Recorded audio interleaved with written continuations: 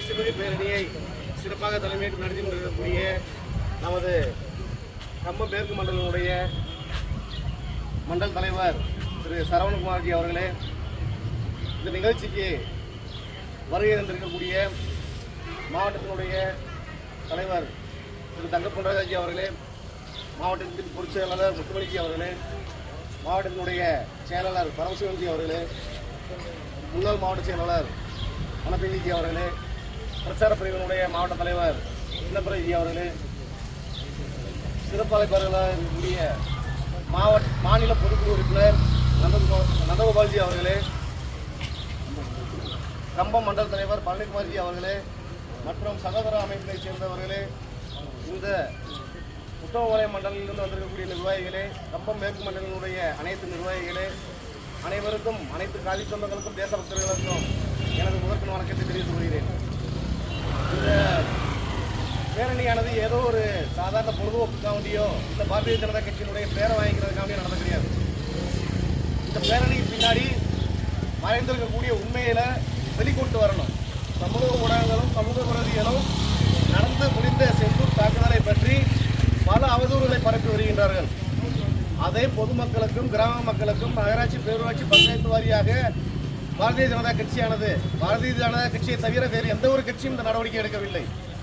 தேசிய கொடியை மட்டுமே ஏந்தி நம்முடைய நாட்டினுடைய வீரத்தை பறைசாற்றிய இந்த ஆபரேஷன் செந்தூரை கொண்டாடும் வகையில் பாரத பிரதமர் நரேந்திர மோடி அவர்களுடைய தலைமையில் வெற்றி வாகை சூடியதை பொதுமக்களுக்கு அறிவிக்கும் வகையில் இந்த பேரணியானது நடந்து கொண்டிருக்கிறது.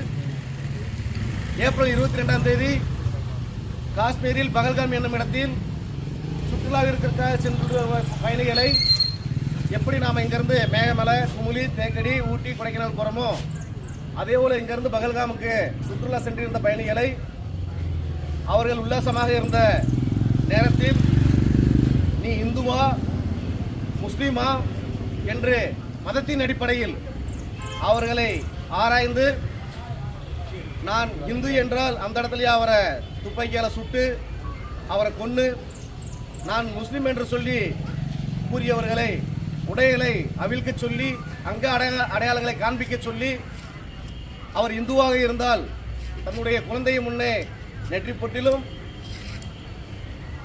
மனைவியின் முன்னே கணவனை நெற்றி பொட்டிலும் சுட்டு தள்ளியவர்கள் இந்த பயங்கரவாதிகள். அப்போது ஒரு பெண்மணி அழுகின்றார், என்னுடைய கணவனை கொண்டுட்டீங்க, என்னையும் கொண்டுருங்க அப்படின்ட்டு.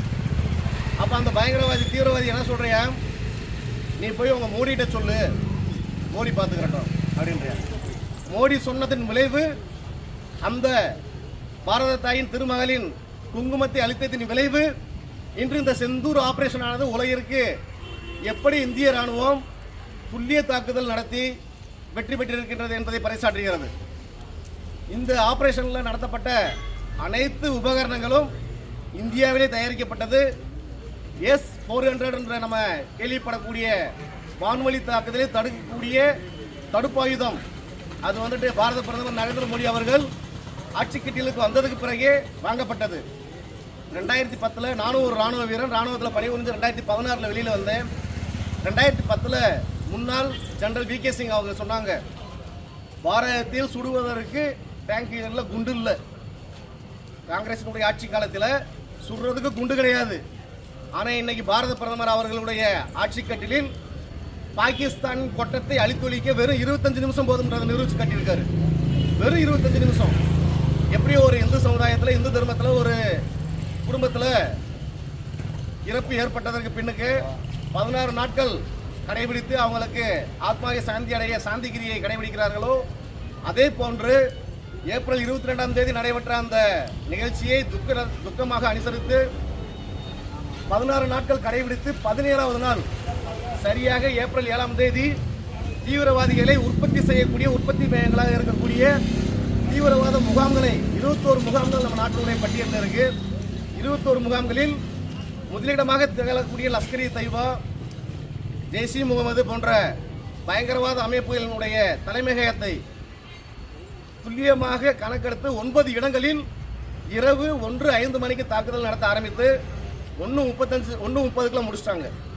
இந்த தாக்குதலில் ஆர்மி, ஏர்ஃபோர்ஸ், நேவி முப்படைகளும் இதில் களமிறக்கப்பட்டுள்ளது. இந்த 3 போர்சஸையும் சேர்ந்த ராணுவ வீரர்களுக்கு பாரதிய ஜனதா கட்சியும் இந்த பாரத நாடும் தமிழகமும் இந்த அனுமந்தம்பட்டி வாழ் மக்களும் எப்பொழுதும் அவங்க கூடயே இருப்போம். நம்ம ராணுவத்தின் பக்கம் இருப்போம், ராணுவ வீரர்களின் பக்கம் இருப்போம், பாரத பிரதமர்களின் பக்கம் இருந்து அவருடைய கரத்தை வலுப்படுத்துவோம் என்பதை உற்சாகமாக காட்டுவதற்காகவே இந்த பேரணி நடந்து கொண்டிருக்கிறது. ஆகவே நாம் எப்போதும் தேசிய சிந்தனையுடன் இருக்கக்கூடிய மக்கள், எத்தனை எதிர்ப்பான அமைப்புகள் வந்தாலும் நாம் தேச பற்றுடன் இருக்கக்கூடிய மக்கள், ராணுவத்திற்கு பக்கம் இருக்கக்கூடிய மக்கள் என்பதை பாரத் மாதா கி பாரத் மாதா கி ஜெய் ஹிந்த் ஜெய் ஹிந்த் ஜெய் ஹிந்த் ஜெய் ஹிந்த்.